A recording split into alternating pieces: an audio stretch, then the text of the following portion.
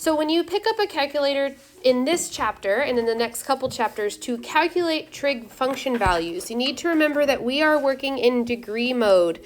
These calculators turn on in radian mode, and the class before you is using radians only. So you need to make sure that you don't just start using the calculator. You will have to make the shift to degrees. To do that, you're going to press the mode button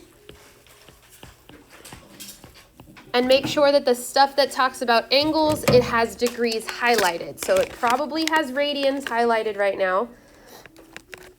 So you press mode, instead of radians, highlight degrees, press enter. So when we're doing the trig with a calculator, we're not getting exact values like we did with the hand trick because it's going to give you decimal answers for a lot of these things. So we're getting only approximate answers here, but it's still really nice to make sure you have approximate answers. So without further ado, let's make sure we know how to find function values with the calculator. The first one says find sine of 49 degrees, 12 minutes. We can't type minutes into our calculator. So we do have to translate this back into degrees. You just answered this question on your quiz. What is the translation between degrees and minutes?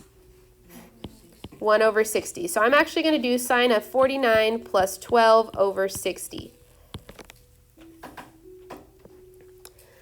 If you do 49 plus 12 over 60, just to make that easier for typing in, that's 49.2. So I'm actually doing 49.2 degrees in my calculator. There's a whole button for sine. You press sine, you press 49.2, you make sure you're in degree mode before you do all of this, and you should get that this is approximately 0.7570. We're going to be rounding to 4 decimals today.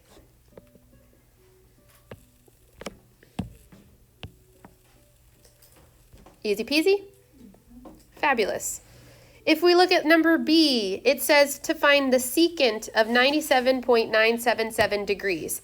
All of that is in degrees, so I don't have to do any sort of translation from degrees and minutes into just degrees, but there's no button on your calculator for secant, so we have to do something else.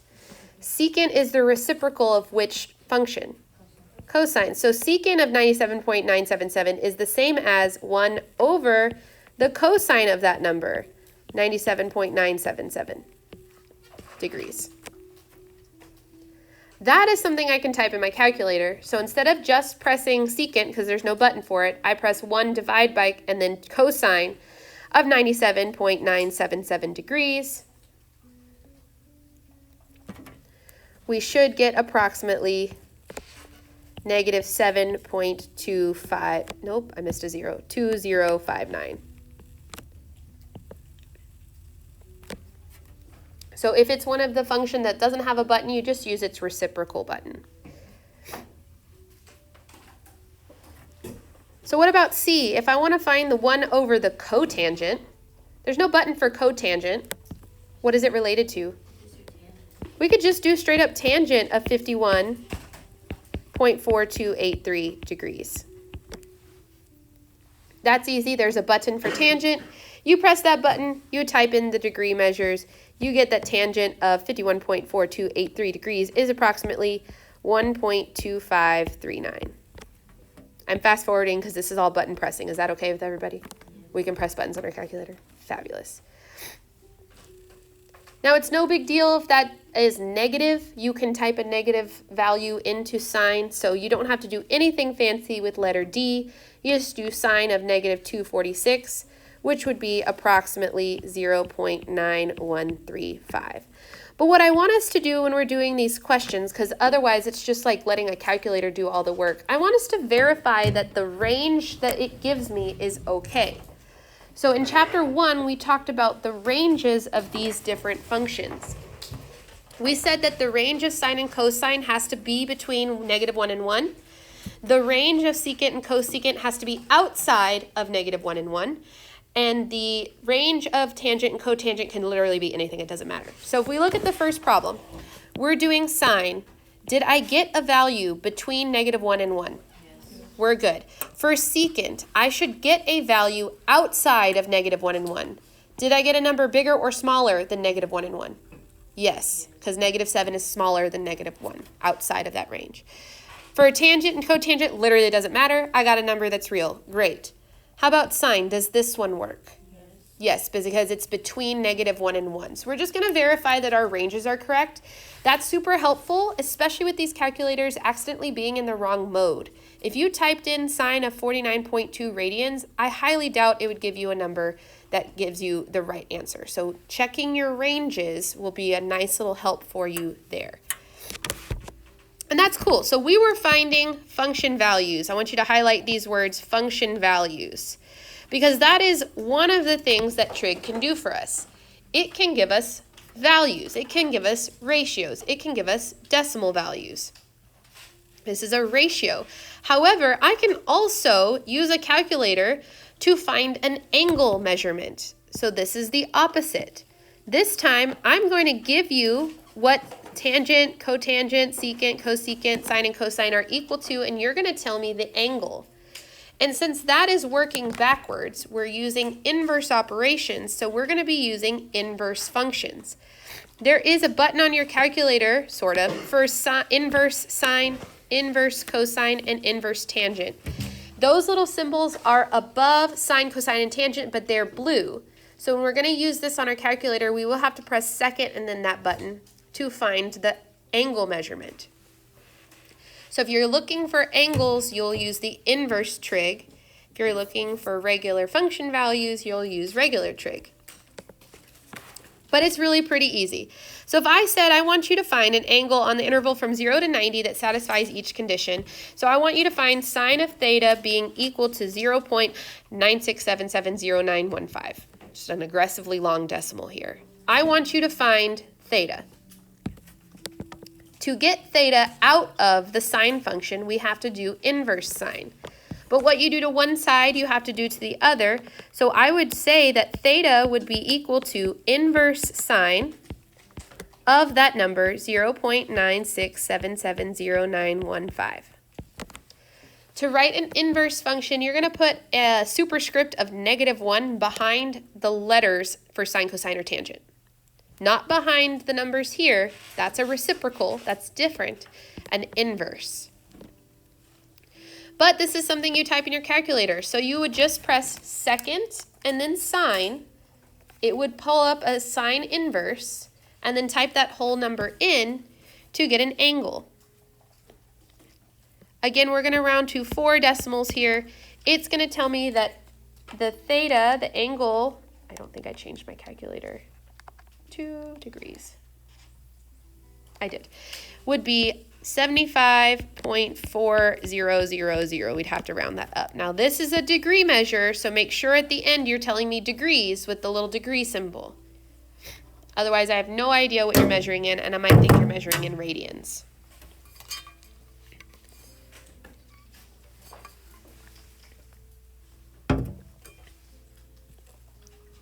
Easy peasy. Here's the only thing that can get more complicated with this, is if it's one of the reciprocal values. I'm telling you that the secant of theta is equal to 1.054589, and I want to know what theta is. Naturally, what my brain would want to do is say, all right, well, we'll just do inverse secant.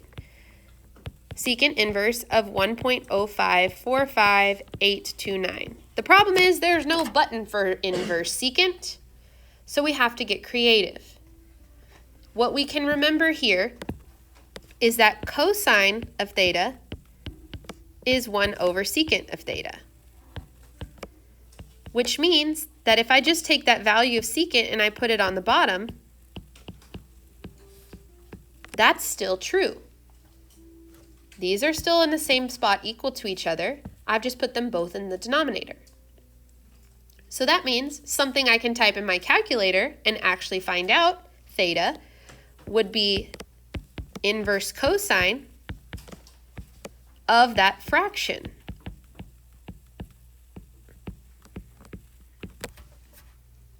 If we had a button for this, we wouldn't have to do the stuff in blue, but we don't have a button that solves this. So we have to get creative, and that creativity comes in the fact that these are reciprocals. So I use the reciprocal number, and I can use inverse cosine. Therefore, the angle is going to be, once you type in inverse cosine of 1 over that whole string of decimals, you would get 18.5147 degrees. Will it mess it up if you put cosine in the bottom? Yeah. Yes. Why? Because then you're taking the inverse, you're taking the reciprocal of the inverse cosine of a different function value. So the order you do it does matter. You do want to use the reciprocal value first, then take the inverse instead of the opposite direction.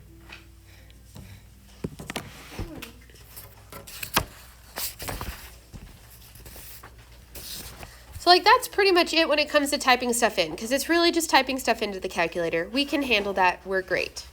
So let's see some applications of why you would maybe need to use a calculator to do your trig instead of the hand trick or all the stuff I've had you memorize so far.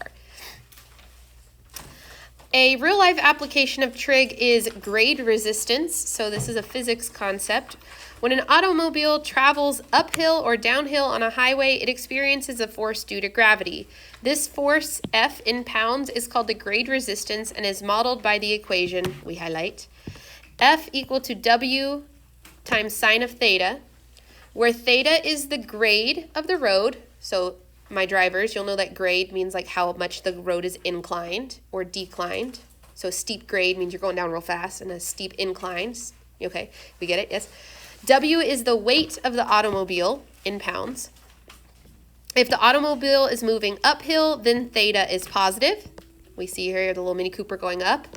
If downhill, then theta is negative, our truck going downhill, so theta is negative.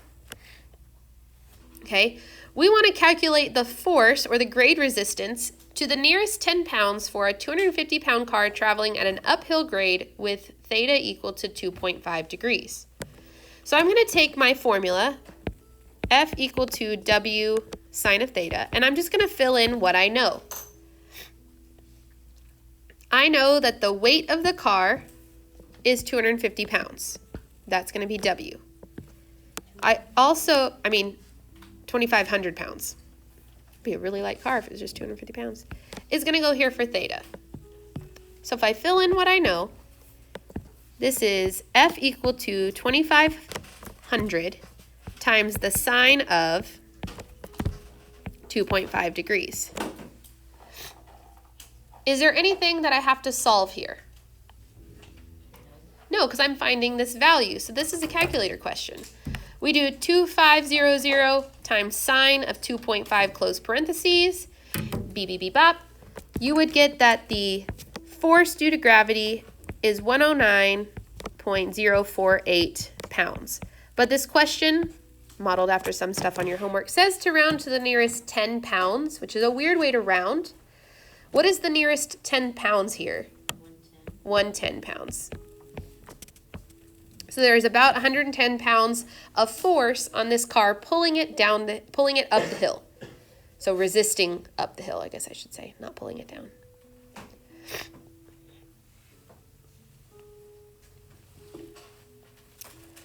In the second problem, it says to calculate theta to the, and then I straight up forgot to type these words, so let's just add that in, to the nearest tenth of a degree.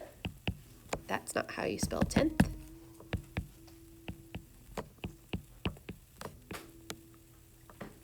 So nearest tenth. If a 5,000-pound truck traveling a downhill grade has a force of negative 530 pounds. So I have the weight of this truck. I have the force due to gravity, but I don't have theta. So when I fill in my formula this time, it's going to look something like this. And I'm going to start with the formula since we're still learning. So F equal to W sine of theta. We were given the force. We were given the weight. We can solve for theta. Filling everything in, I have negative 530 equal to 5,000 times the sine of theta. I need to solve for theta. What should I do first? Divide 5,000 sine. Yeah, divide both sides by 5,000, so I end up having negative 530 over 5,000 equal to sine of theta. I'm not actually going to do that because it would require me to round a number. We're not going to round to the very end. We're not going to actually plug anything into the very end so that you don't round too early. Now, how do I get theta by itself? Not divide by sine. How do you undo sine? Say again? The inverse. So this is where doing that inverse function comes in handy. I want to get sine to go away. Can't divide by it because it's a whole function. So I would do theta is equal to the inverse sine of that entire fraction. Negative 530 over 5,000. To move basically, here's what we can think of. To move sine, cosine, or tangent from one side of the numbers to the other, to get it to go away from a theta, you have to do its inverse to the other side. But then that's something we can pop in a calculator. Inverse sine of negative 530 over 5,000 would be approximately negative 6.0848, which means if we were answering this question, we would say that the angle theta rounded to negative 6.1. Would round to negative 6.1. Let me say all the words out loud.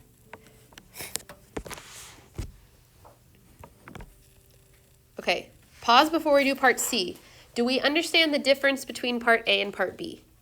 In the solving and in the information given to us? So wait, why do we use the inverse again? That's a great question. Did we have to use the inverse in part A? No, because we were given the angle. We were given the thing that sine is holding on to. This is why I use the parentheses, and in fact, let's throw some parentheses here. Sine is like holding on to that theta right now.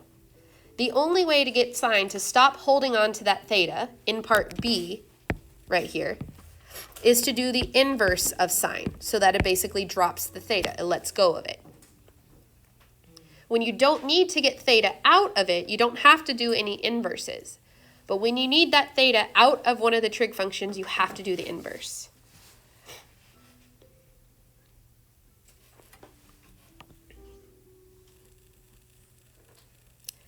I'm going to leave part C for you. You have two parts in this question. I want you to find the force, the grade resistance, for when theta is equal to 0 degrees and when theta is equal to 90 degrees. I'm not telling you the weight of a car on purpose, so you'll let W be the weight of the car.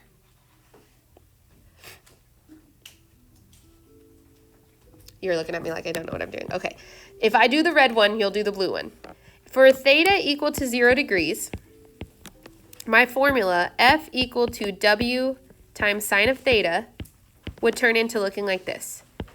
F equal to W, because I don't know it, times sine of 0 degrees. What is the sine of 0 degrees? 0. So this is like W times 0. What is W times 0? 0. So at 0 degrees, the grade resistance is 0 pounds.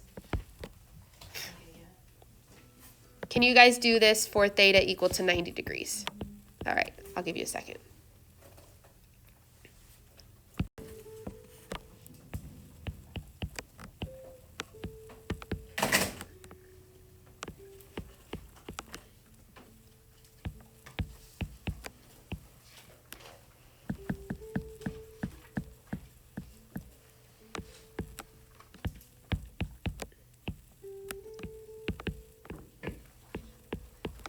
What is the sine of 90 degrees?